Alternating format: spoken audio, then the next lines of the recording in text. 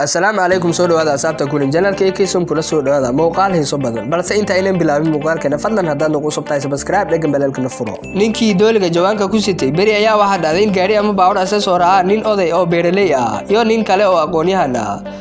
ninka beeraleyda ahi waxa uu wataa jawaan afka ka xiran oo u yaala lugihiisa hoostooda ninka beeraleyda ahi waxa uu ruuxaya oo isku qasaya wax jawaanka ku jira 15 daqiiqaba labo ama 3 jeer kadib booskii uu yaalay ayuu ku celinayaa ninkii aqoon-yahanka ah ayaa la yaabay waxa uu sameeyay ninkan beeraleyda ahi waxa uu la weydiiyay wax jawaanka ugu jiro ninkii beeraleyda ah waxa uu jawaabay sidan jawaankan waxa igu jira dooliyaal waxaana uu wada xarun ilbaaris lagu sameeyo oo waa iga iibsada aqoon-yahankii ayaa weydiiyay mar labaad su'aasha ah maxaad markaad wax yar joogtaba u ruuxaysaa jawaanka wuxuu ugu jawaabay odaygii haddii aanan ruhin oo aanan isku dhex qasin waxay dareemayaan hasilooni iyo deganaansho kadibna waxay ku mashquuleen inay jawaanka duldulooliyaan si ay uga fakadaan